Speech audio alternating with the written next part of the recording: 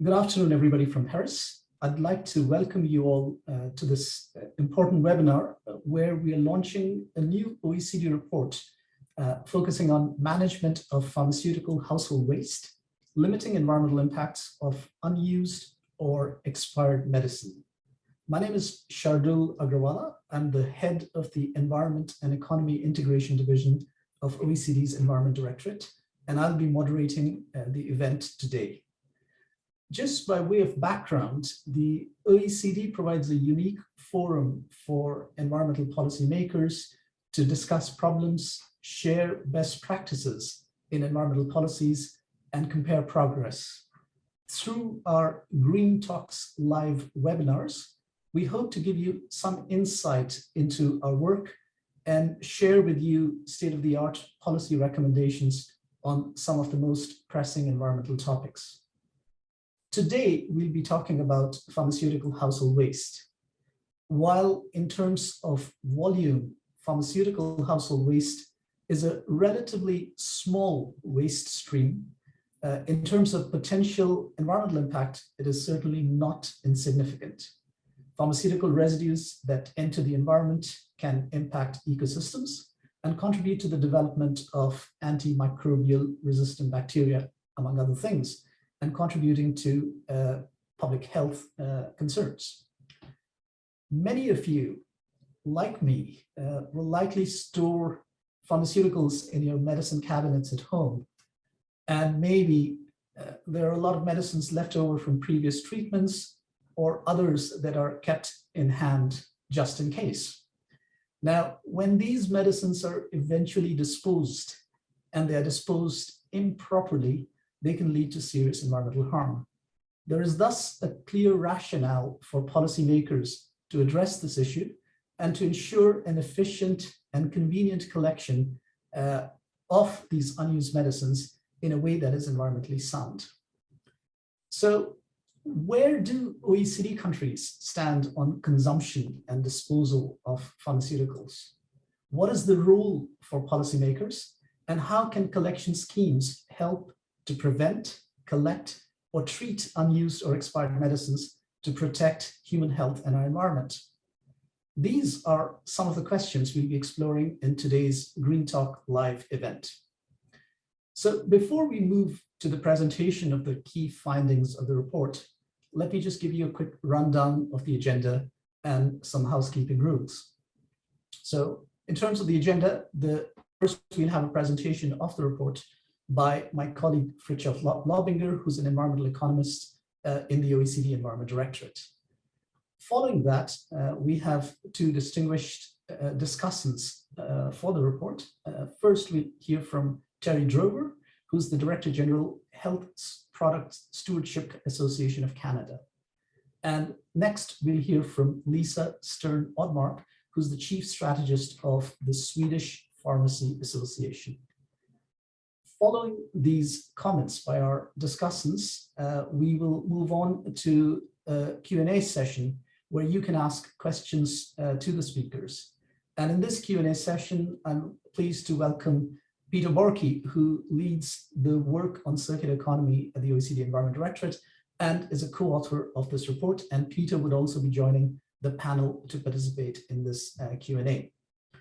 I strongly encourage you to post your questions using the Zoom Q&A function, and we'll be monitoring it on a regular basis throughout the event.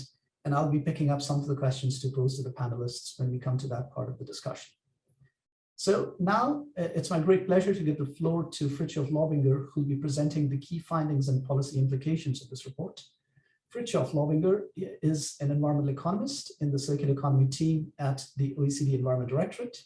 Since joining the OECD in 2017, he's worked on a number of projects related to waste management and resource efficiency. He holds a master's degree in environmental economics and policy from the Institute for Sustainable Resources at University College London. Fritz, the floor is yours.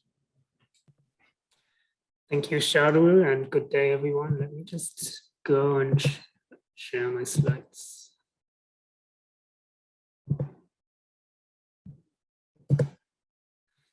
Right, I hope you can see my screen now. Excellent. Okay, hello and good day, everyone. My name is Friedrich Laubinger. As Sharon said, I am an environmental economist working at the OECD Environment Directorate, and I am one of the main authors of this report, which we will be presenting today, and which is in fact also being launched today. So the report of management of pharmaceutical household waste.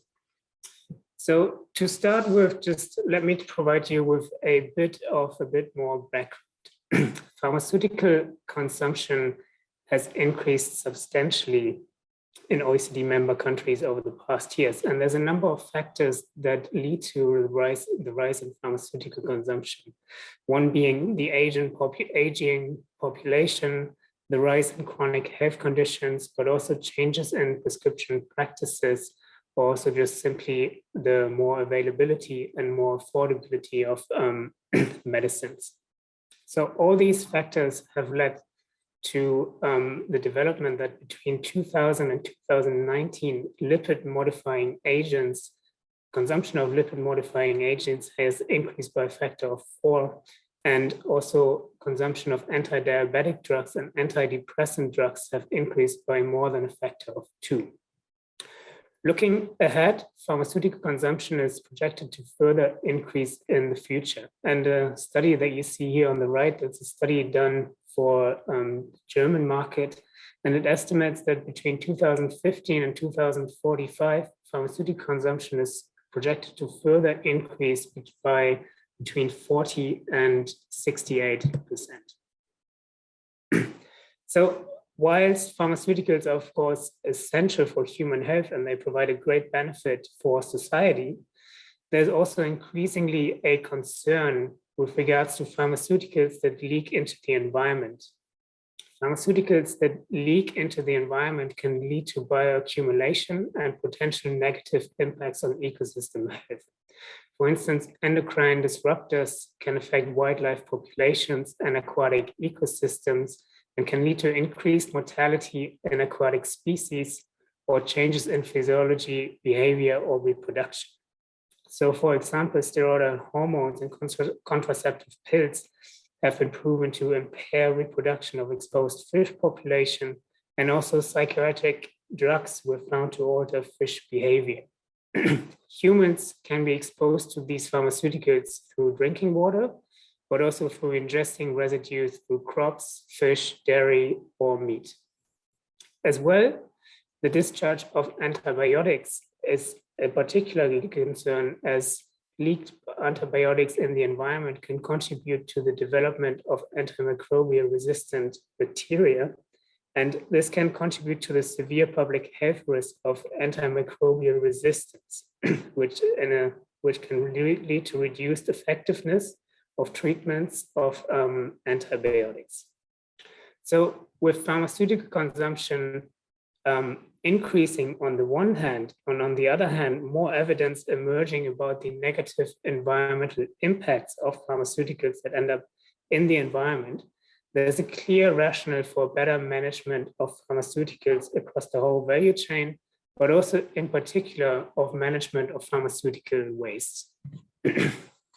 So, how do pharmaceuticals actually end up in the environment, and what are the key sources and entry pathways? There's a number of sources and entry pathways of how pharmaceuticals can end up in the environment. Most pharmaceuticals end up in the environment through consumption and human excretion. So the pharmaceuticals that we consume are in fact often not fully absorbed by our bodies, but between 30 to 90% of the oral doses that we consume is being excreted and ends up in sewage waters. Hospitals, manufacturing industry, and agriculture, as well as aquaculture practices, can also be important sources locally. But another important source of pharmaceutical waste or pharmaceutical leakage from human medicines is the improper disposal of unused or expired pharmaceutical medicines, or what we call pharmaceutical waste.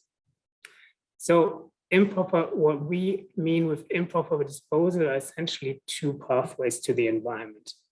One are pharmaceuticals that are directly disposed of in toilets or in sinks, and then through those end up in sewage waters and eventually in wastewater treatment plants.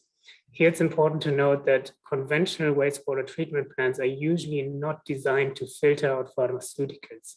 So many pharmaceuticals end up in the environment and can then lead to contamination of freshwater systems. Another pathway of how pharmaceuticals can end up in the environment is through disposal of solid household waste. And that is in particularly in areas where this solid household waste is not thermally treated, but directly landfilled. There are pharmaceuticals that are landfilled with solid household waste can leak into the environment through the leakage of landfills if this leakage is not captured and treated properly. So whilst there's a variety of sources that can contribute to the pharmaceutical loading in the environment, the focus of this report is really on those unused and expired medicines, so the pharmaceutical waste that is disposed of improperly, and to better manage and minimize the improper disposal of this waste. So how much medicine is becoming waste?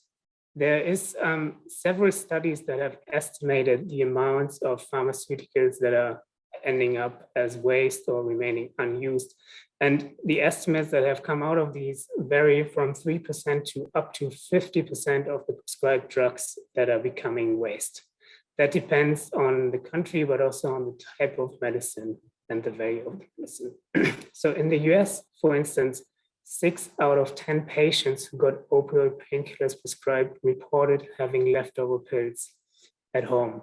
And also in France, Cyclamed, which is the organization that manages the collection of pharmaceutical waste in France, has estimated that in 2008, 17,600 tons of pharmaceutical waste were being generated, which is approximately 260 grams per capita. So whilst there's some uncertainty about the exact amounts of how much pharmaceuticals are ending up as waste, it is clear that the amounts are significant and that there's thus a clear rationale for ensuring a proper collection and disposal of this waste to reduce their leakage into the environment. So how are pharmaceuticals that are unused or pharmaceutical waste, how are they being disposed of by households? Household disposal practices vary greatly between countries, and that can depend on the availability of collection systems, but also on the public awareness of those collection systems. But essentially what you can see on this graph, and I'm not going to go into detail into each country here, but what you can see that even countries that have separate collection systems in place, even there a substantial share of the pharmaceuticals, of the pharmaceutical waste is being disposed of in waste bins, or also a significant share is still being flushed down the toilet or sinks and thus ending up directly in waterways. What studies have also shown is that in particularly for liquids and creams, it seems to be that those are being flushed down the toilet more likely, whereas solid medicines are more likely to be disposed of in waste bins or also to be returned to the pharmacies. So what kind of policy interventions can be taken along the life cycle to reduce the impact of waste pharmaceuticals? Ideally, in the first place, pharmaceutical waste is avoided in the first place. So waste prevention is key. And avoiding pharmaceutical waste can be done by, for instance, preventing diseases from spreading in the first place. So reducing the need for medication and for medication treatment by the population, but also better dimensioning of packaging sizes. So better dimensioning of the sizes of medicine that is being prescribed or the medicines that are being bought by customers to avoid that medicines remain unused after a treatment has finished or after a treatment has changed, remain unused in medicine cabinet and thus expire and become waste. So those are measures to avoid pharmaceutical waste. There's also some opportunities for marketplaces of close to expiry date medicines for redispensing. And these activities remain relatively niche, but there's some interesting initiatives that have come out in recent years. One is, for instance, the initiative PharmaSwap in the Netherlands, which provides a trading platform for unused and unopened medicine, which can be traded then among pharmacists. So those are unopened medicine that are close to expiry date, which can be traded before the sale among pharmacists. And this platform was already able to redistribute more than 3,500 packages and to avoid that those are becoming waste. Also in the Netherlands, there's a study underway to assess the feasibility of redispensing unused drugs. And the aim is here in this study to assess opportunities to redistribute unused anti-cancer medicine. And the first pilot is underway, which includes approximately 1,200 oncology patients. For those redistribution, it can not only help to avoid pharmaceutical waste, but it also enables to provide significant economic savings for medicines that are costly to purchase. However, some pharmaceutical waste is unavoidable, and it will be unavoidable that households will end up with some medicines that remain unused, that expire, and that they need to be disposed, that they need to dispose of. So for those unavoidable pharmaceutical wastes, it's important to ensure proper collection and treatment. And what is proper collection and disposal really depends on the national context here. Separate collection can be useful to mitigate some of the following risks. They can be useful to lower risk of abuse or accident by third parties. It can help to lower risk of unused medicines being flushed and contaminating waterways. And it can also help to avoid leakage via solid household waste, in particularly in countries where state-of-the-art waste incineration is not widespread, and where disposal via solid household waste can risk leaking of pharmaceuticals in landfills. So based on an assessment of the different risks that I just mentioned, different countries have come up with different approaches for collecting unused medicine. In some countries, there are voluntary separate collection schemes in place. So those are collection schemes that are organized voluntarily by pharmacies or by the pharmaceutical industry, which help to collect the medication, and then in some cases hand them over to public agencies which take care of the disposal. And some examples where those voluntary collection schemes are in place are in the Netherlands and in Finland. Other countries have opted for a fully government-funded and government-organized separate collection system. An example here is, for instance, Natrum collection scheme in Australia, which offers nationwide medication collection and is fully funded by the government. Again, other countries have implemented extended producer responsibility schemes. And in extended producer responsibility schemes, essentially the government requires producers, so requires the industry to organize and finance collection and disposal of unused medicine. And some examples where those extended producer responsibility schemes for pharmaceutical waste are in place are, for instance, France, Sweden, Spain, Portugal, and Canada. Finally, in some countries, the environmental and health risks are considered relatively limited. So the risks that I just mentioned are considered relatively limited in a way that they do not justify a need to collect unused medicine separately. And an example of that is, for instance, Germany, where virtually all solid household waste is being thermally treated, so it's being incinerated before it's being disposed of, before final disposal. So there, a separate collection is not deemed necessary, as disposal via solid household waste is considered a environmentally safe route for pharmaceuticals not leaking into the environment. However, of course, also in Germany, there are some risks of pharmaceuticals leaking through improper disposal via sinks or toilets. So it's important there to complement this with proper awareness about proper disposal routes. So collection rates of the different schemes that are put in place in different countries differ widely. And what you can see on this graph is that the countries with the highest ratio of collected pharmaceutical waste as compared to the expenditure of pharmaceutical in that country are Sweden, France, Portugal, and Spain. And in fact, what you see is that all 4 of these countries have an extended producer responsibility scheme in place. So all of these countries organize their collection systems, put the responsibility to the industry, which organizes and finances the collection of unused pharmaceuticals. So besides just having a infrastructure in place for collecting pharmaceuticals, it is also equally important to raise awareness about the existence of such a scheme, as in the end, the success of collecting pharmaceuticals very much depends on household behavior. So it very much depends on how households are aware about the system and how households are aware about what are proper disposal routes in a given environment for a given medication.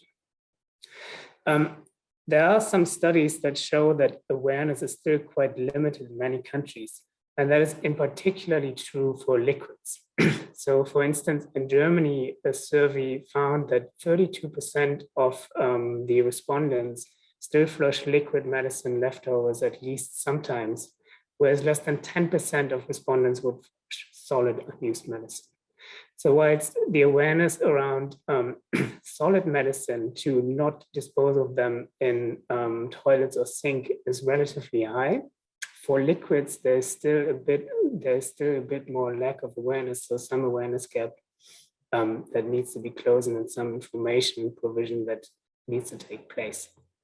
Also in the Netherlands, there's a study that found that 17% were unaware that liquid medicine should not be flushed.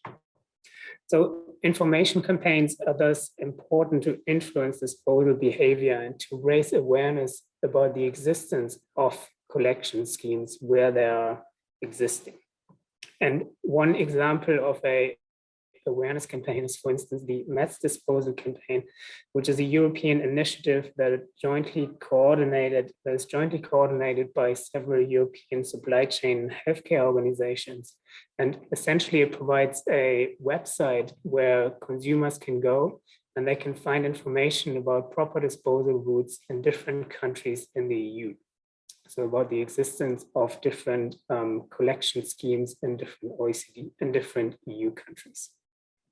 Another awareness campaign that is also worth pointing out is the German awareness campaign, Don't Give Nature Your Leftovers. And you see a poster here on the right, which has a German slogan, Gib der Natur nicht den Rest, which specifically provides information that liquid medicines should not be disposed of in sinks and in toilets.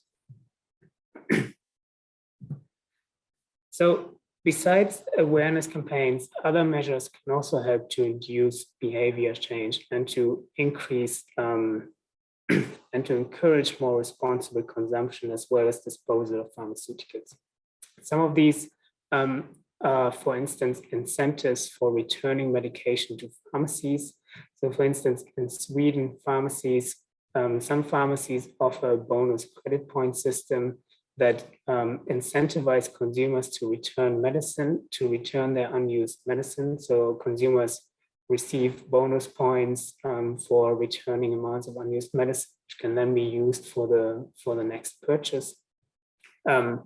Also, product information provision can help to better share the information about proper disposal routes.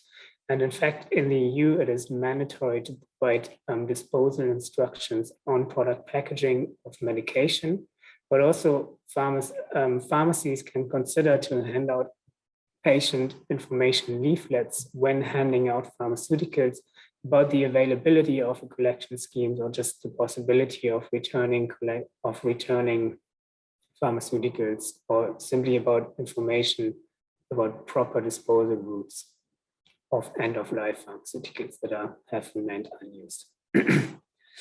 As well, product eco-labeling can help to better inform doctors and prescribers about the environmental impacts of certain pharmaceuticals. So it can provide more information further upstream about the choice of what pharmaceuticals are being prescribed, but also for consumer, the choice of what pharmaceuticals, in case of over-the-counter drugs, they would like to consume. So for instance, in Sweden, the region of Stockholm has created a WISE list, which provides information of medication based on efficacy, cost effectiveness, and environmental criteria. And this WISE list was being distributed to doctors and prescribers, but it was also made publicly available. So just finally, some conclusions and policy recommendations that come out of this report. First of all, it's important to focus on, where possible, to prevent pharmaceutical waste from happening. So where possible, pharmaceutical waste should be avoided, and there's different measures that can be taken to reduce the amount of pharmaceutical waste, such as, for instance, improving disease prevention, but also better sizing the packaging that are being prescribed or the packaging that are being purchased, as well as more personalized medicine. So prescribing medicine more targeted, such to avoid that there is many medicines left over at a change of treatment, for instance. Secondly, countries can further explore and assess opportunities for marketplaces and redispensing of unused, unexpired medicines. And where there are some concerns regarding counterfeits and quality assurances with regards to marketplaces, but also redispensing, some initiatives do exist in the area which seem promising. So it is worth to further explore opportunities of marketplaces of unused, unexpired, and unopened drugs that remain in a certain quality. Thirdly, separate collection can be useful to control impacts on environment and public health.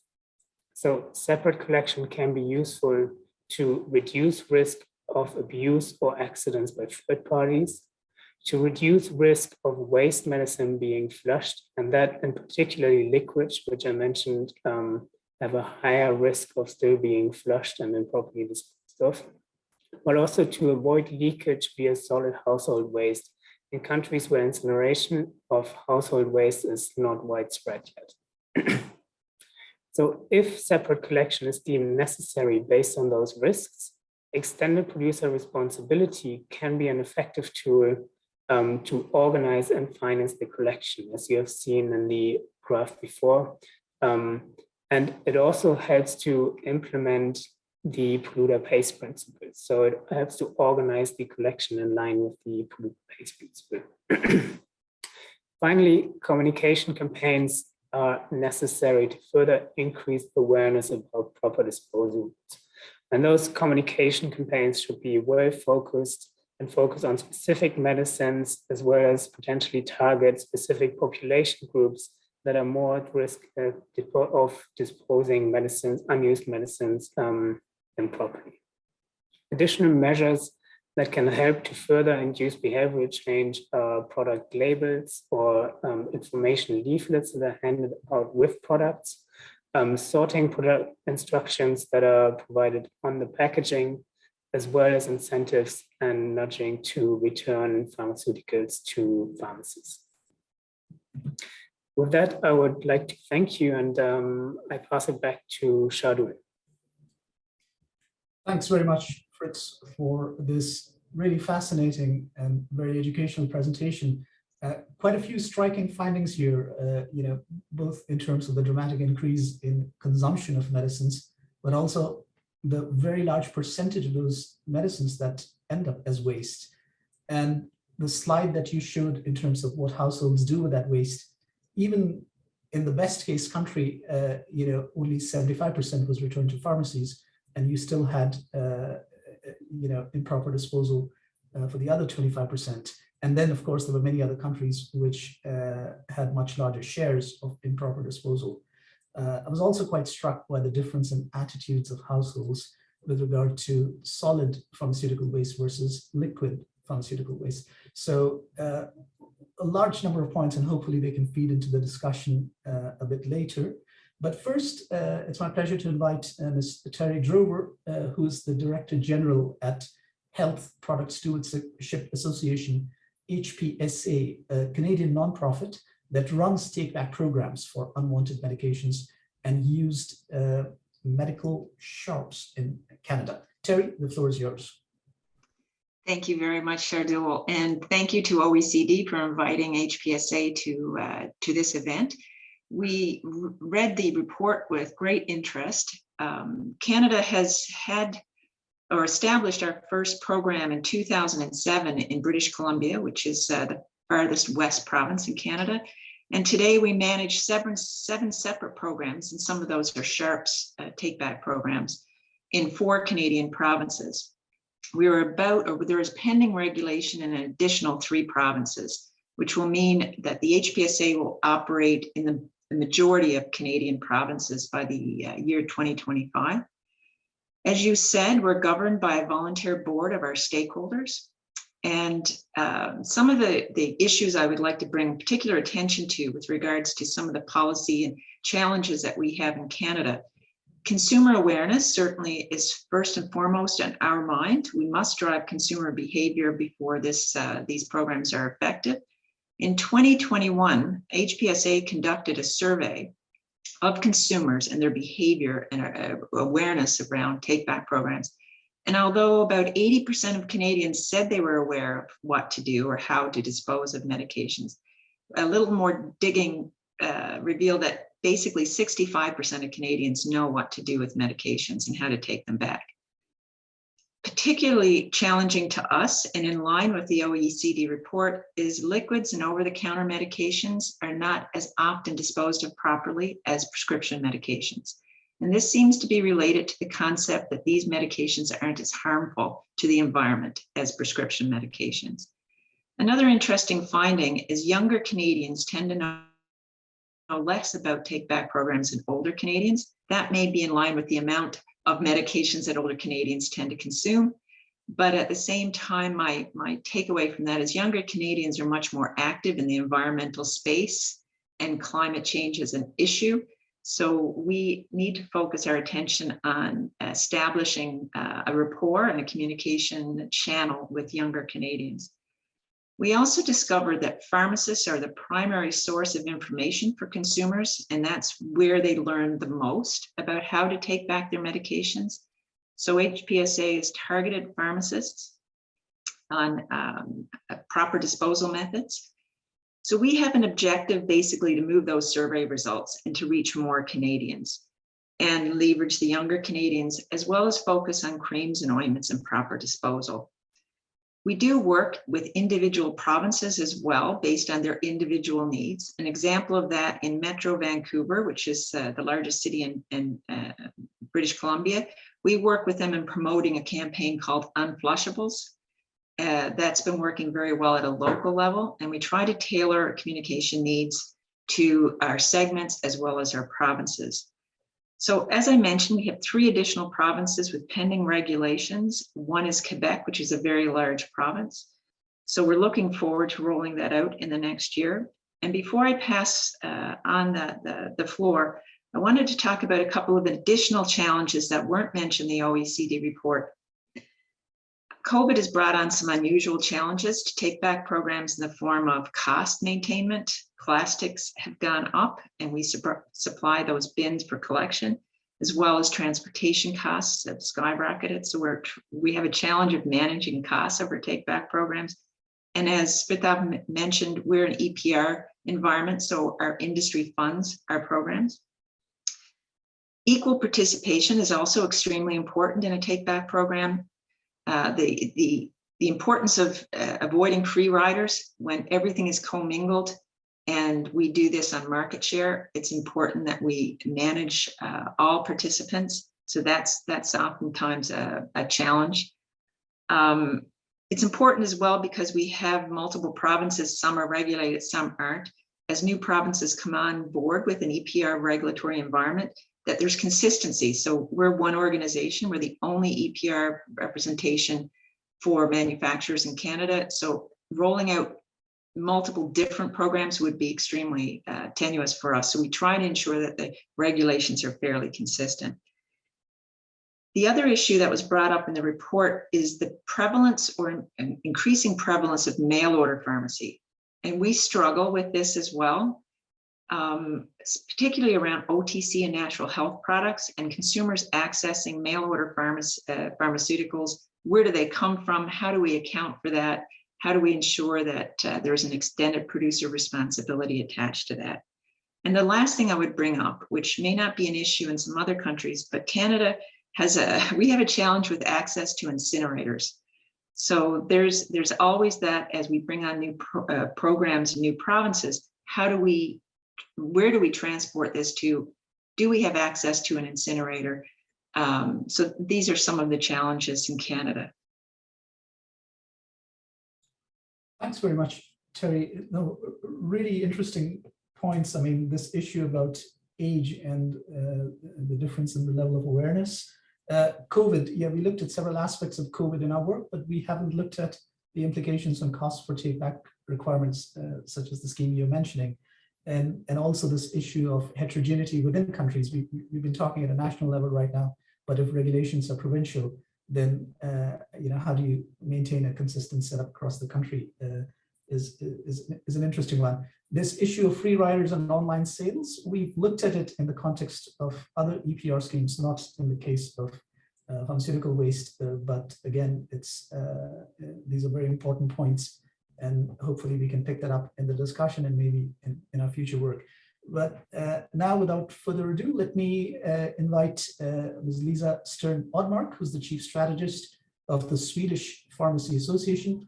Lisa heads the work on public affairs at the Swedish Pharmacy Association and is responsible for the industry's working group for pharmaceuticals in the environment.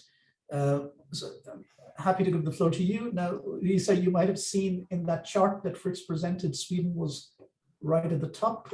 Perhaps you might be telling us a bit more about it, but over to you now. Thank you very much. Yes, I read this report and I thought it was very interesting. So I'm very happy that you wrote it, and I will spread it in my country as far as I can. And we wanted to start just briefly about Swedish system. As you said, we came out often as a good example, and I think we are. Our system is very old. It's over 50 years old. We have this system with take back in pharmacies. And all pharmacists have to take back unused medicine due to regulations. And this is very, very well known by the public, and a lot of unused medicine is returned every year.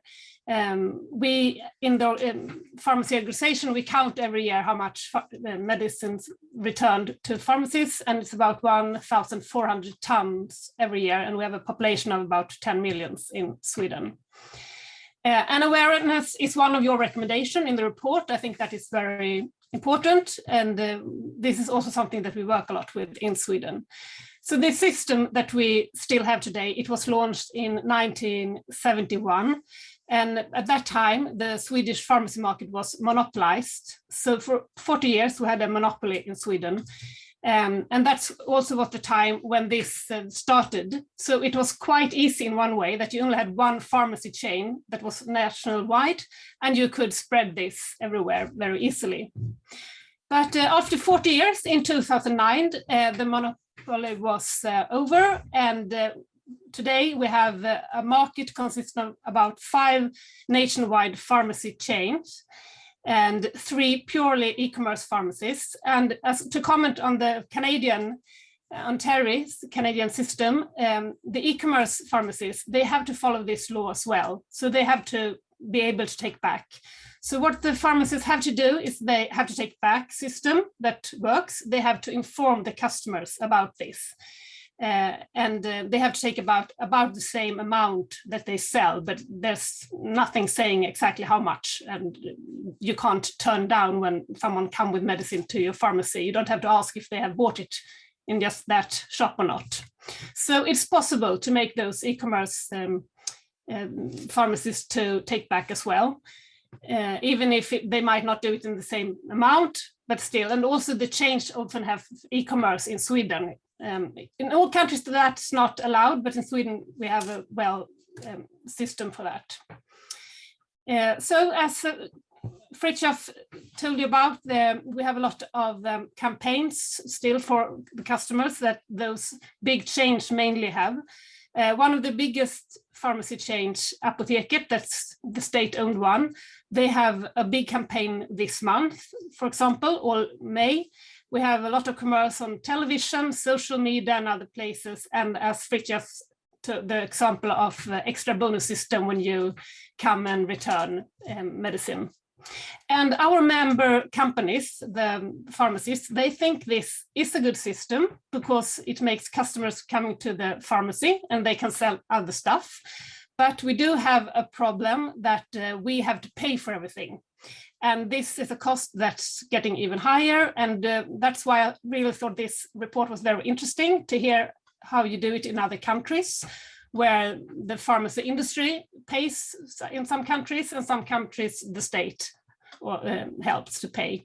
And I think that is very important because the pharmacy is a good place to take back pharmaceuticals, but we can't decide what pharmaceuticals that we sell, and we can't decide the packages or anything like that. So we can't really take the responsible full out, is our, as we think.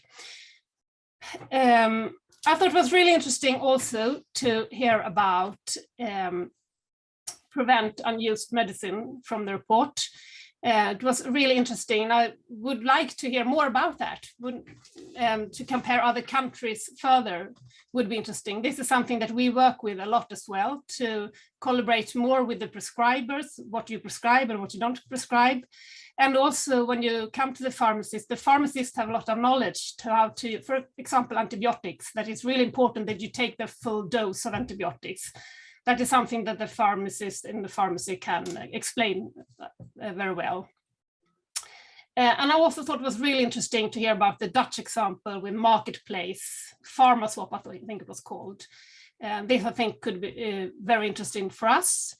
There's a lot of medicine that are sold in pharmacies that people don't buy actually, because we have a system, as a lot of countries have, different systems, how you sell generics.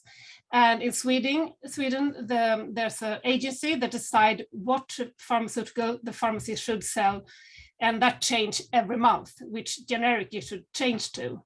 And that we think leads to that a lot of people have medicine at home and they don't really know what kind of medicine it is. They might have 10 different medicines. And since every time they get new medicines from the pharmacy, they might have a new name, a new package. And that leads, I think, to a lot of medicines home that they don't use. So this is also something that I think would be very interesting to learn more about how other countries do. What else did I think about? Yeah, I could stop there, I think. Thanks very much, Lisa. Just if I may, to follow up on what you said, you mentioned that the e-commerce sites are also,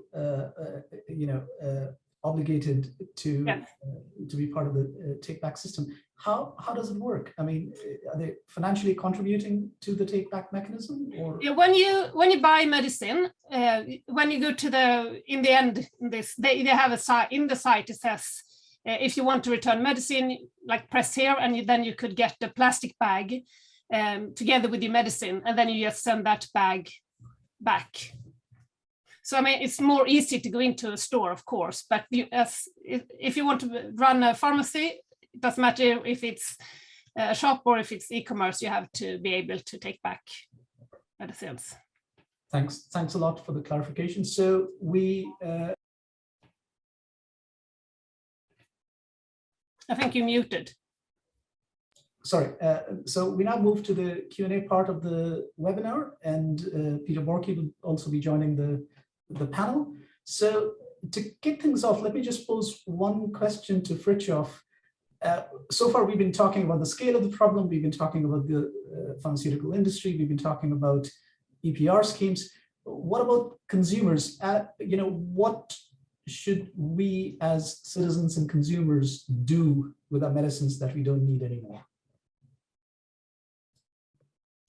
Thank you, Sharu. And yeah, I mean, we've been talking about, the limited awareness about what what we should do. So I think there's many of us that have medication at home, or that will eventually have medication at home. So it's important for all of us to kind of just think of where can we do. And I think first of all, we should maybe reflect and consume wisely. So to first see whether how much medication we are buying at once, and also whether if we still have medication at home, whether we need further medication having prescribed. So first use up what we have at home, as long as it's not expired, before buying new medication, to not build up a stock that then eventually is becoming waste.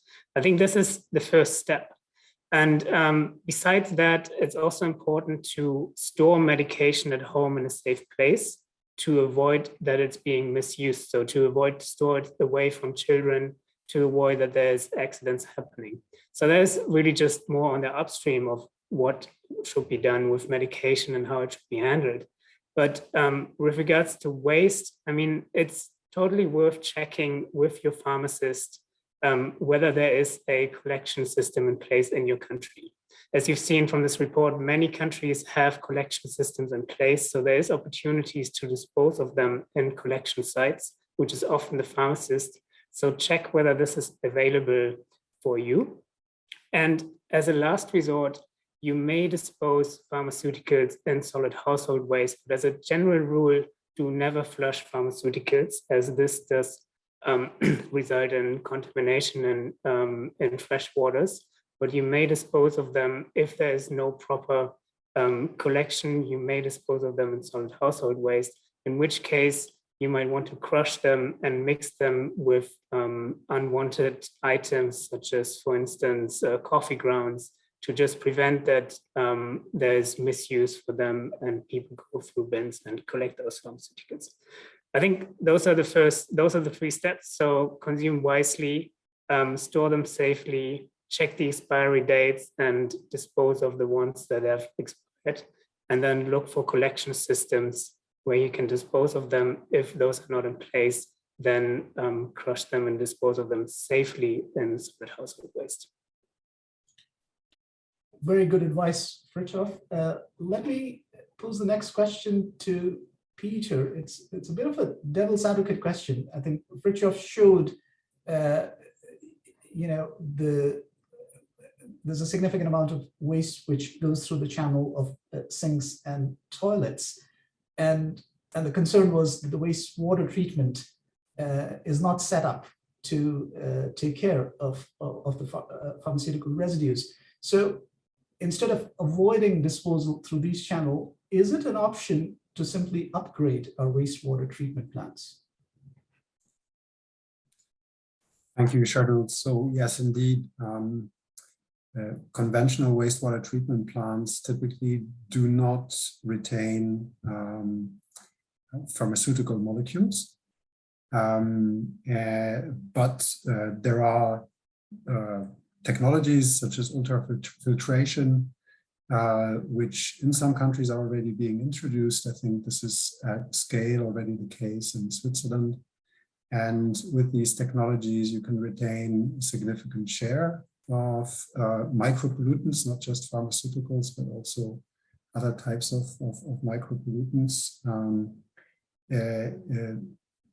The problem here, and so I mean, I think, also given the fact that the largest share of pharmaceuticals that enter freshwater systems actually come from the excretion of those molecules through our bodies. That seems like a good strategy, but it's not a perfect strategy for two reasons. Because first of all, those ultrafiltration technology or equivalent do not retain 100% of the molecules. And on the other hand, they concentrate these molecules then in a sewage sludge, which in most countries is used for agricultural fertilization. So it is basically spread out on fields, where it then enters the environment again, and ultimately some share of it might actually reach fresh waters again. Some of it might simply interact with soil ecosystems, which is also potentially detrimental, but we don't know. I don't think there has been much research on this. So ultimately, I think the recommendation that we would have is always to opt for prevention over end of pipe solutions. And of course, the separate collection of pharmaceutical household waste is certainly a very cost-effective solution when you compare it to upgraded wastewater treatment plants, which are extremely expensive and probably not affordable to a very large part of the world. Thanks very much, Peter. There's a question for Terry. Terry, you already talked about public awareness, and I think you had a percentage, you said 65% of Canadians are aware in terms of what to do with it, but you also mentioned the generational gap in terms of awareness among the younger generation versus the older generation. So what is the HPSA doing to increase awareness among the public?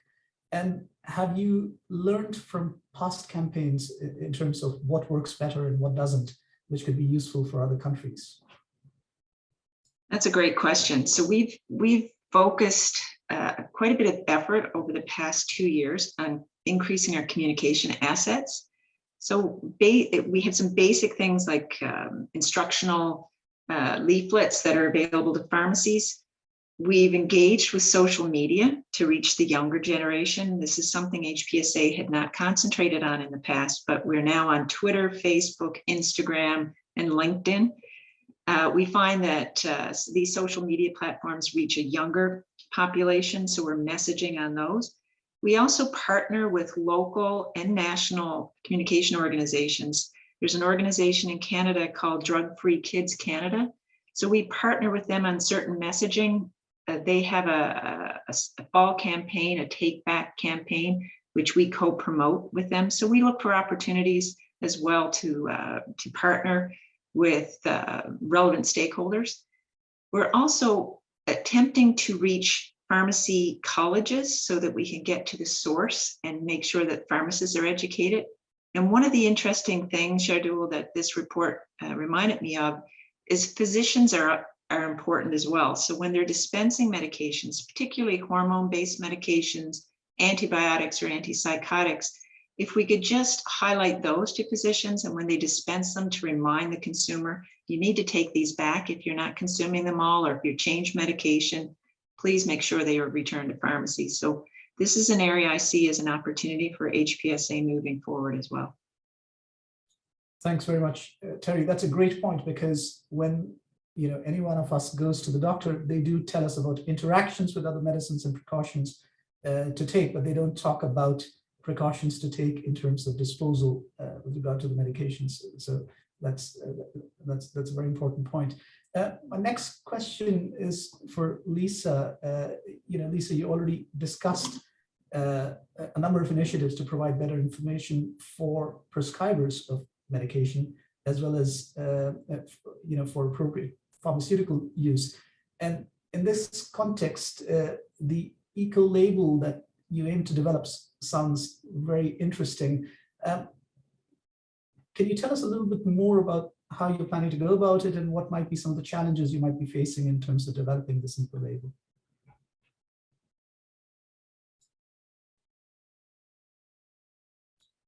Sorry, you're muted, Lisa. Sorry. Okay, so a couple of years ago, we started in the Swedish Pharmacy Association. We saw that a lot of our customers have started asking a lot of questions about pharmaceutical and the environment. And we needed to have answers on this. And the pharma industry won't give us any answers about where and how their medicines are produced. So we actually started an initiative, started about 2 years ago. We call it Well Chosen. And the only segment in the pharmacy that we can decide about is the over-the-counter medicine. So this is just over-the-counter medicines. So we launched last year this, we wanted to become a sustainable label, the world's first sustainable label for pharmaceuticals. And we look mostly into how they are produced, actually. So we started this 2 years ago, and so it has to do with the pharmaceutical companies' sustainability work and where and how their OTC products are produced, actually.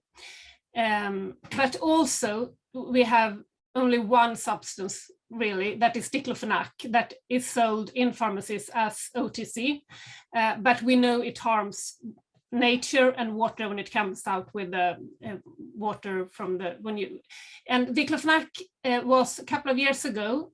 It's not any longer on the prescribers list that Fritjof talked about for Stockholm, for example. We have the prescriber have a list with all the pharmaceuticals that they should be described for different diseases.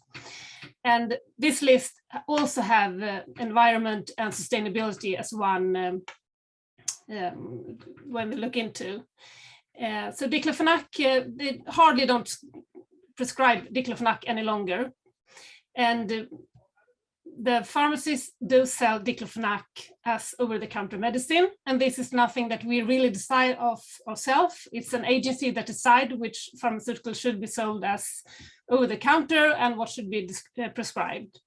But what we have done in the pharmacy industry is to have an industry agreement about, it's an information text on the shelf in the pharmacies that inform the customers that diclofenac harms nature and should be used with care.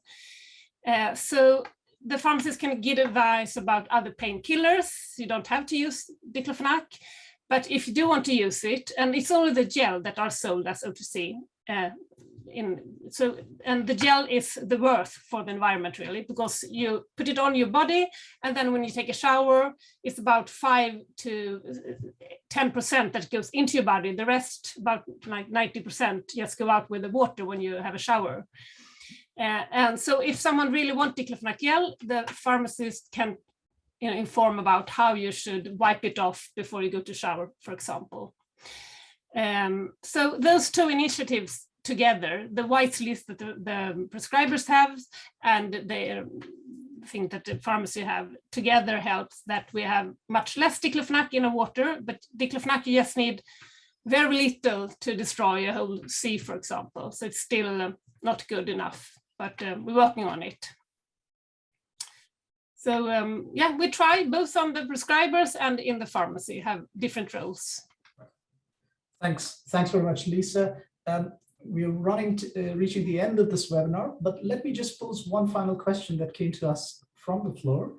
And this is about the fact that different medicines have different levels of severity in terms of potential impacts on health and the environment if they're disposed of improperly.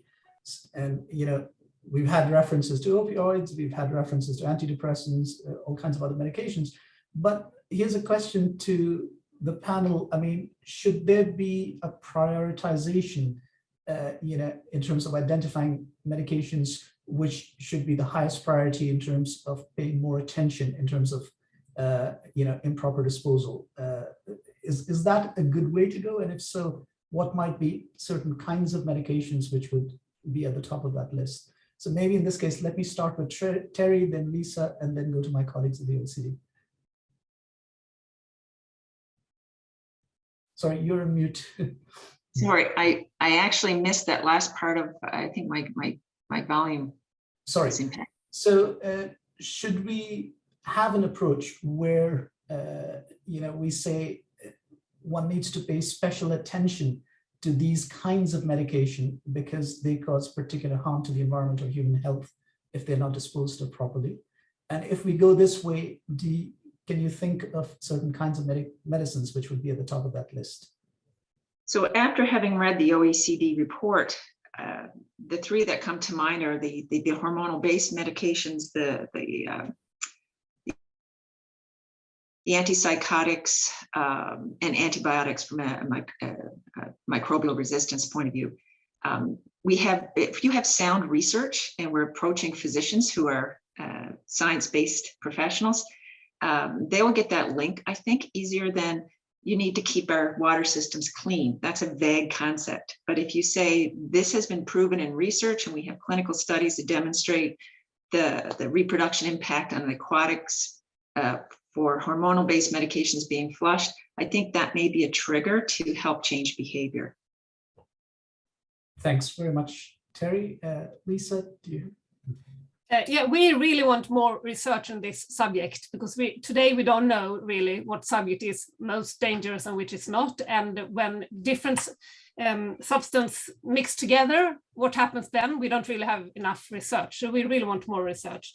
But otherwise in Sweden, I think since we have such an old system that the public knows about very well, we haven't really talked about making that kind of list. We want everyone to return everything. Thanks very much, Lisa. Peter or Fritz, do you have any thoughts on this? Maybe I can start and then Fritz can complement. But I think I already made an attempt to respond to that question in the Q&A chat box as well. I think in general, our experience with separate waste collection is that you want to keep instructions at the household level as simple as possible. And therefore, I think, making complex instructions has the risk of being counterproductive and confusing households and consumers. The other consideration, I think, and it's I think links to what Lisa just said, is it's also a very small waste stream when you compare it to overall municipal solid waste, when you compare it to construction and demolition waste. The volumes are extremely small. So ultimately, it wouldn't make a big difference in terms of collection costs and treatment costs, if you focused your efforts on a subset of particularly harmful molecules. So I think there's an economic argument and there's a behavioral argument, which both I would think go in the direction of just collecting all pharmaceuticals that you can. Thanks very much, Peter. Fritz, do you have any? Yeah, just briefly, I think I would agree with Peter in general that as a general rule, the communication to the public should be, if there's a collection system in place and you would want to organize that all pharmaceuticals should be returned and not just some pharmaceuticals, because it would just complicate things.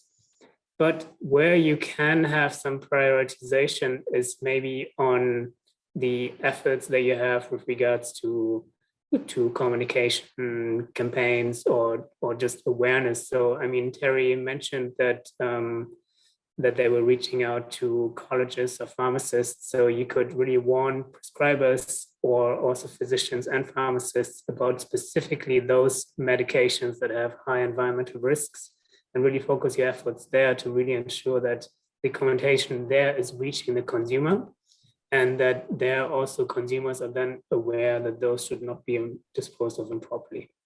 So I think this is where some focus can be made on awareness, but as a general rule in terms of what should be accepted in a collection system, I think all unused and expired medicines should be accepted in a collection system. Thanks very much, Fritz. And that marks the end of this very fascinating webinar. So we're already a couple of minutes over time. So let me just thank all our panelists, Fritjof Lovinger, Terry Drover, Lisa Stern-Odmark, and Peter Borky for this great discussion. Thank you very much. And we hope to see you at another edition of OECD Green Talks Live. Thank you. Thank you.